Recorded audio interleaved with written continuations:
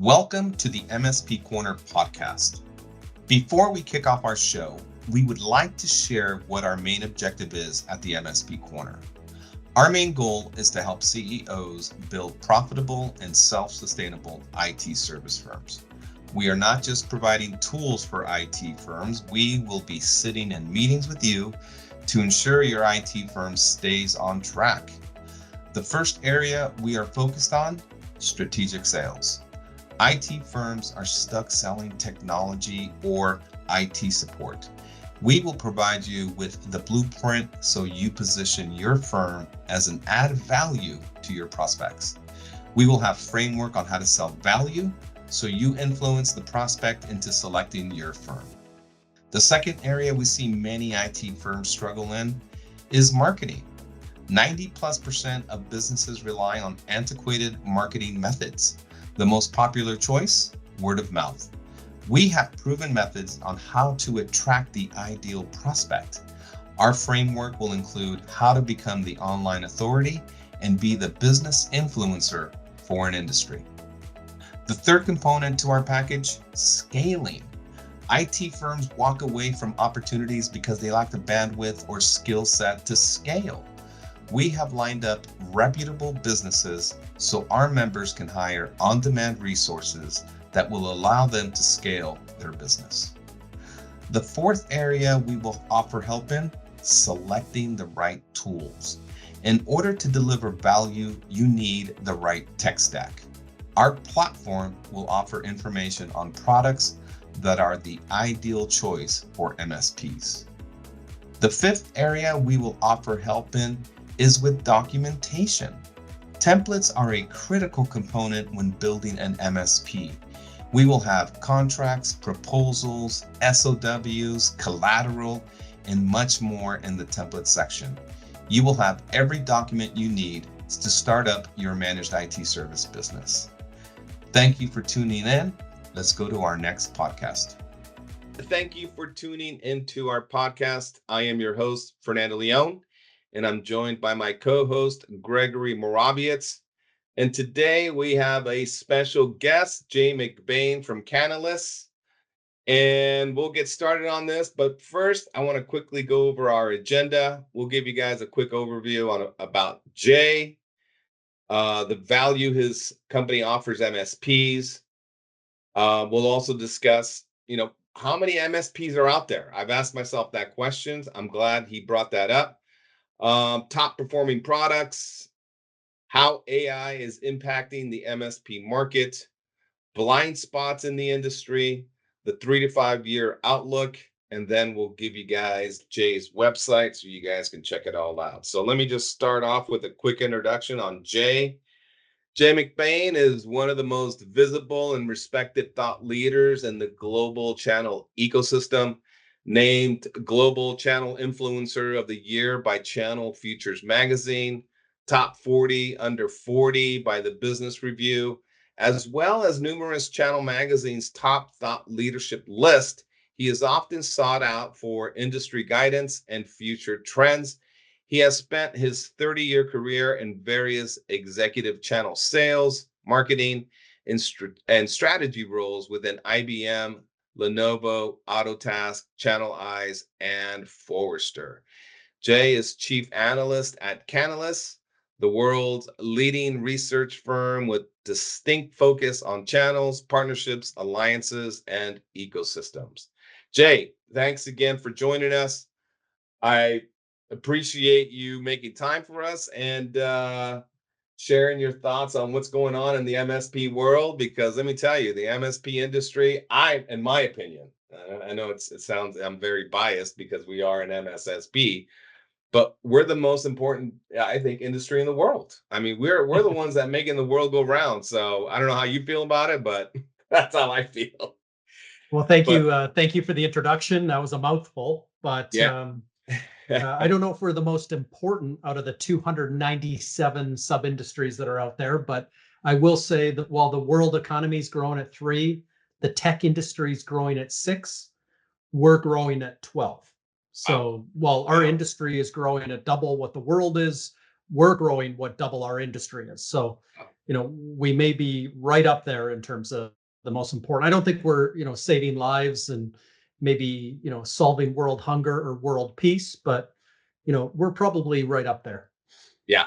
All right. Well, I appreciate that. Well, this is a question that comes up with Gregory and I because we started the MSP Corner specifically for MSPs to help them in areas they struggle with. Because my MSSP, the MSSP Gregory and I work for, we only work with IT firms. So that helped us. It inspired us to start the MSP Corner to help MSPs because they struggle in a lot of areas. But one of the questions we did ask, we came up with a number, but you're going to confirm it for us. How many MSPs in the world, and how much revenue do they deliver? Yeah, so there's a lot of history to this question. We've been asking it since really kind of 1999, which is kind of what I have as the start date of the managed services industry as we know it today. We always debated, is there 30,000? Is there 40,000? Everybody kind of backed into different numbers. How many customers does ConnectWise have, plus Autotask, plus Enable, et cetera? Yep. There's different ways to get at the answer, but we actually got the database. We worked backwards against it. And the answer is there's now 335,000 companies in the world that have at least one managed contract. Wow. The Wow. more detailed answer is if you look at companies that have over 50% of their revenue as recurring and they use professional tools, as MSPs do, and have professional processes and workflows and business logic, everything else, there are 43,015 pure play MSPs in that category. Wow. I tend to use 30% because there's so much more to do than just manage services at a client. Yeah. And if you use 30% plus the other things I just said, it's actually 86,546 global MSPs. So that's the Wow. answer. And Wow. Wow. if you Okay. start asking, like, that Accenture, which has 700,000 employees, they have managed contracts. There's Okay. even ISVs with managed contract. There's accountants and digital agencies. There's all kinds of companies that happen to have a managed contract. That's where you get to the bigger number of 335,000. Got it. Okay. Okay. We've I don't know if you consider VoIP providers MSPs, but we've been working with VoIP providers on delivering. They want to complement their services because they're getting kicked out by MSPs. VoIP Right. providers are adding a bolt-on for their clients so they can deliver help desk services and SOC services. So we're starting to see a little trend in that. Do you also see that, or what are your thoughts on that? Yeah, it's like the answer is a little bit, it depends. But if you were a traditional, for example, sub agent, and you buy from a master agent, now called a tech solutions distributor, Yeah. companies like AppDirect, Intelisys, Talaris, Avant, Sandler, those would be the biggest five. And you work as a sub agent, no, you're not an MSP. Okay. If you have converted, from old and PBX and you moved into UCAS and CCAS and obviously voice over IP and all the kind of the newer technologies running on the technology network, you're also not an MSP unless you have a recurring contract that provides a number of different things. So there are a number of sub agents. There's about 30,000 of them. Yep. And there are, 5,000 of them today that would be included in that MSP number because they've moved into this space. Yep. Magazines like Channel Futures, shows like Channel Partners Expo have for over a decade now been talking about this moment of convergence. And rather than an MSP coming in to eat your lunch, why don't you join the fun? Yep. Well, Greg, I don't want to be do all the talking, and I'm sure you're going to ask some questions. I don't know, but I have my list of questions. I have Gregory, so just chip in whenever you're I ready. will. But I all will. right, Jay, let me go to the next question and tell us what are the top performing products out there and service categories for MSPs because there a lot of there's so many bolt-ons these MSPs can do. What do you see as the top performing products out there? Yeah, let's run through the numbers from the very top. So businesses and governments around the world this year will spend $4.9 trillion on tech and telco. Wow. If you break down, envision in your mind a pie chart, Yep. two-thirds of that pie chart is services. And it's pretty evenly split between telco and tech services. It was only last year that tech services became larger than telco services, much to the amazement of everyone. The fact of the matter is, for every dollar of hardware and software that customers buy today, they buy $2 of services. And the good news is services are outgrowing hardware and software. So while it's two-thirds of the pie today, if we had this talk 5 years from now, it might be, larger than that. Yep. So it might be a much bigger part. It might be 75% of the pie Wow. at that point. So let's, double click on hardware and software. It's pretty evenly split. There's about $1 trillion of hardware and there's about $1 trillion of software today. So if you go ahead. So I just for clarification, you're when you say software, you're talking SaaS products, right? No, I'm talking all software. So in software, we just talked about UCaaS, that would be included. We talked about, cybersecurity. Yep. There's $87 billion of cybersecurity software. There is still about $400 billion of on-premises ERP, SAP, Oracle, IBM software. There is, middleware and all other kinds of software. But if you look pure SaaS, it's 278 billion, about a quarter of the $1 trillion in software bought today is bought in a subscription consumption type of format. Wow. So that's, these are big numbers, and SaaS is obviously growing at 20 to 30%, depending on the category. There are 250,000 SaaS companies today. Okay. And if you go to, for example, G2 Crowd, there are 2,262 categories of SaaS software.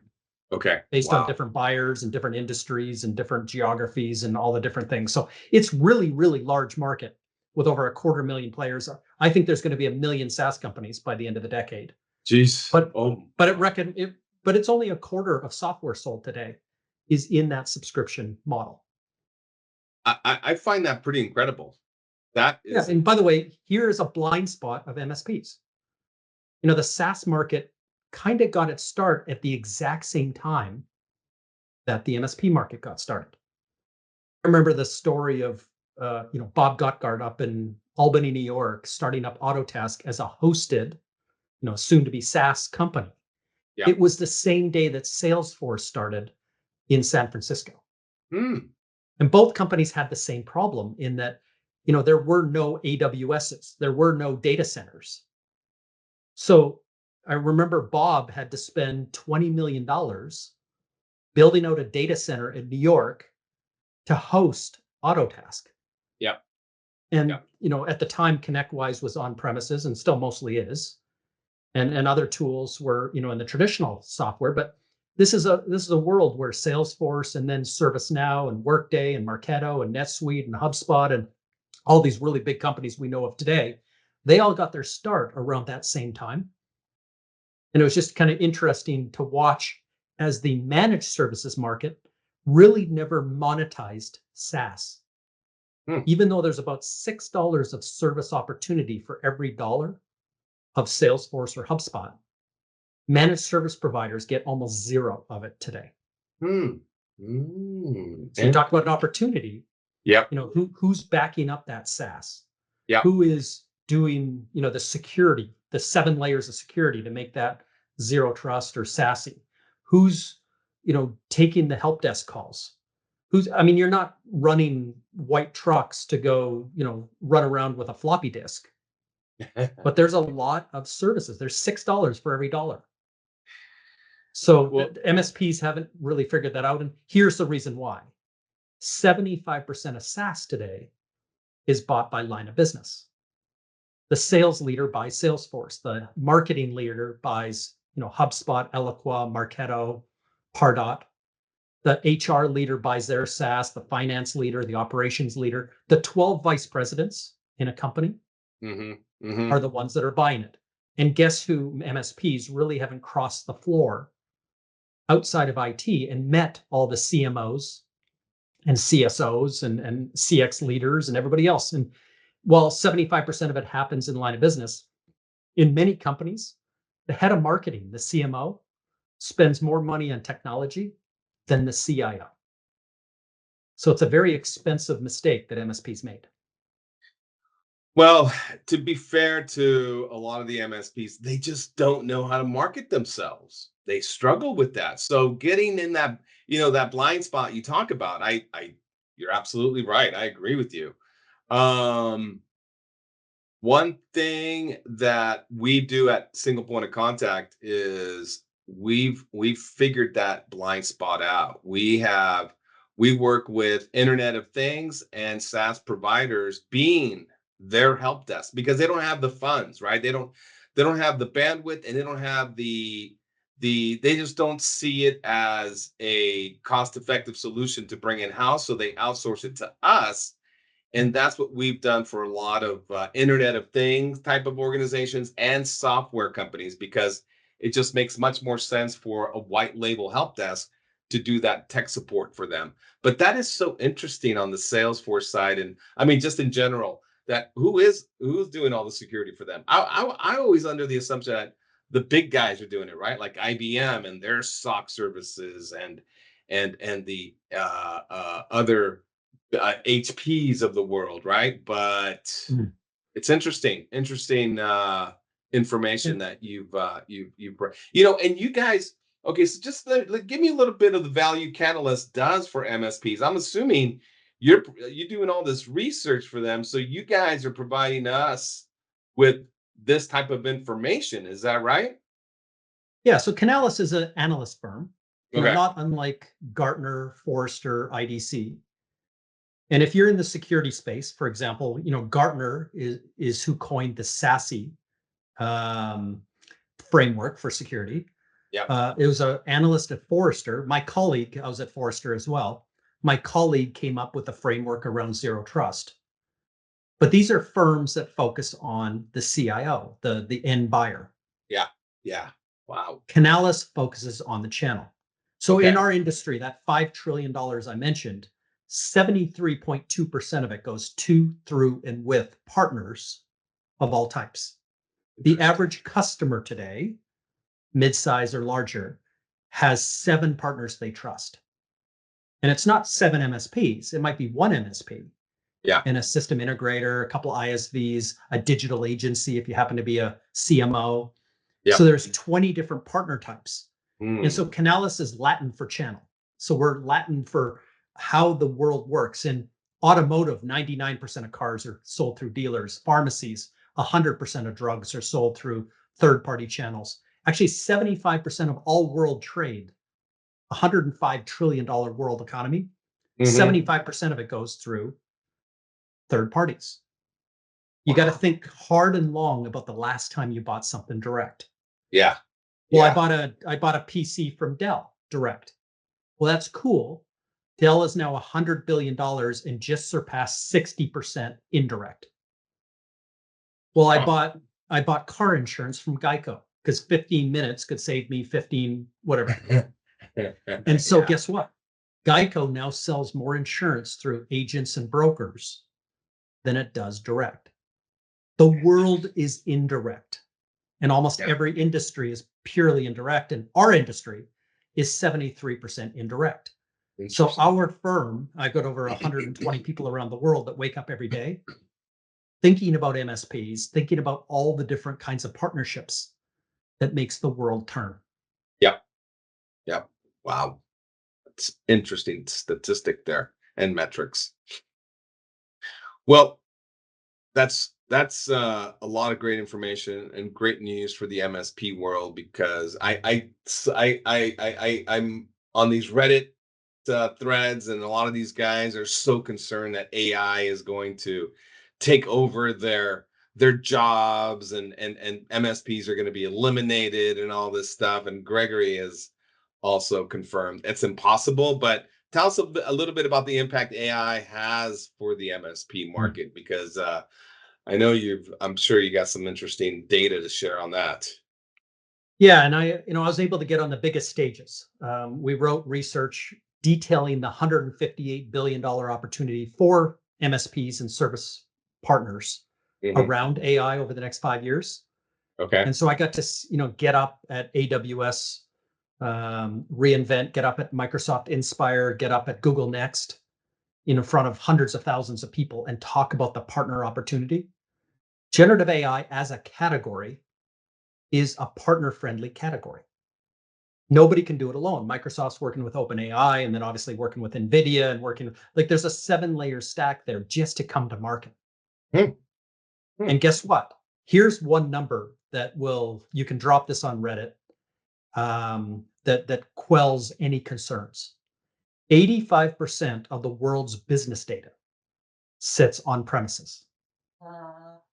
So in the world of where the value of AI is, it's not in the consumer level, Gemini, Anthropic, and OpenAI search bots. It's really cool when they can write you poetry and write you a music song and write a blog for you. I mean, that's really cool from a consumer perspective. Yeah. But the earth changing, generational changing technology here is when you start to train and tune these models with real life business data. That's what changes everything. Hmm. 85% of that data sits on premises, and that work is going to be done at the edge. There's no CEO of any trillion-dollar company who's confused. Their data centers don't have enough electricity today.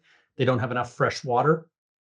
There's no ability for them to collect all that data and move it into clouds to be able to consume these models and Yeah. machine learning. Hmm. So there's going to be a pipe between the models, which are owned by big tech, and all the value, which is the business data, which sits on compute and storage and edge devices, which is managed by MSPs. Hmm. So we're going into a super cycle right now where the PC industry, I just posted on LinkedIn today the latest numbers, but the PC industry is going to go into double-digit growth for the next couple of years. The servers, the storage, the networking is all going to grow into double digits. Managed services already is at double digits, and more customers are outsourcing some or all of their IT to the point where managed services now is over $500 billion. It's 548 billion. And we're seeing more and more of that growth that's going to be fueled through managed service providers because the customer wants to focus on the outcomes of AI and getting the business value from it. They're not looking to hire a bunch of more people to manage all this new infrastructure at the edge. Yeah. So Yeah. that's for all of us. What today is a 12% growing industry. If you happen to be in cybersecurity, managed security is growing at 15, and you fuel that with double-digit growth on the edge, we could be back into the 20s again in terms of growth every year for the next decade. Wow. That's the story of AI. Wow. And there's Wow. going to be, for all of us who have these skills, and like you said, good marketing and good selling skills, there is going to be riches in this for all of us in this industry. Yeah. We see it, right? But to hear it from somebody like you, it's just so it's just great news. Yeah, but we know that AI hallucinates and makes up stuff. Okay. We now know that governments are coming down on the side of the consumer. Yep. So in my home country of Canada, AI hallucinated on an airline and told somebody about a bereavement policy that didn't even exist. Hmm. And the Supreme Court came back and said, no, just like a human making a mistake, if your AI makes a mistake, you can't, just blame it on technology. If your product hallucinates, you're, you have to stand behind it. So Mhm. in the world of AI, the not only the hallucinations, but the security. We're talking about these pipes. You think of the world's data and you think of these language models and going from edge to cloud and the protection that has to be wrapped around all of this from all the different layers. We're not just talking firewalls here. We're not just talking network security. We're talking 6 layers of security to wrap all around this to make sure that as data is transferring between these 2 points, that it's hyper protected. And so all the data, the web, the application, security, identity, everything is going to explode as we move into this AI era. Wow.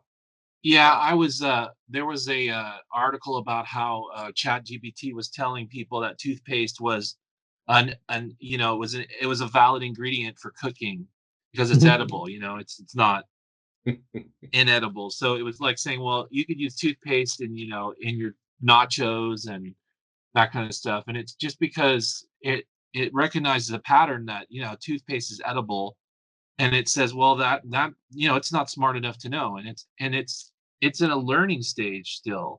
So yeah, as it's learning, people who learn make mistakes, and it's going to make mistakes. So Yep. So anyway, where there's opportunity here is in all of this. It's all brand new. It's only a year old. Yeah. And as an industry, the way we've worked since August the 12th, 1981, that introduction of the first IBM PC and kind of the first channel, we've always worked where there's mystery, there's margin. And I'll say that there's more mystery in AI than any other technology ever conceived. Well, I mean, you're just confirming that the MSP outlook is very, very bright. But what do you see in the next 3 to 5 years? Just the constant growth. I mean, it sounds like it's just going to be constant growth. I mean, double-digit growth for MSPs around the world. Yeah, I said, I mean, the world economy's grown at 2.9, the IT industry is growing at 6.3. We're growing at least by 12. If you add security to that conversation, we're growing at 15. Yeesh. There's no looking back from that. That's compounded every year for the next 3 to 5 years. And then you can accelerate that. Like we talked about SaaS, for example, which happens to be growing at 20 to 30%. Managed service providers have done a pretty poor job as well of capitalizing on hyperscalers. So between AWS, Microsoft, and Google, they're going to hit 300 billion this year, and they'll be at 600 billion, within 4 or 5 years from now. Mhm. Each of those dollars are kicking out $6. Wow. Like you're talking about 1.8 trillion dollars of available services, assuming the customer doesn't insource, all of it. But who's competing for that 1.8 trillion 5 years from now out there at customer sites? And managed services is one part of it. And to get very particular, out of the $6, managed services is about $1 of that. So for every dollar AWS or Azure or Google sells, you could take that dollar, divide by 36, and that's the monthly managed services opportunity today. Hmm. Hmm. $100,000 in consumption is $100,000 in contract value over the next, divide by 36. Yep. Yep. Wow. Wow. And that's growing. So, Yeah. it could be worth $2 5 years from now.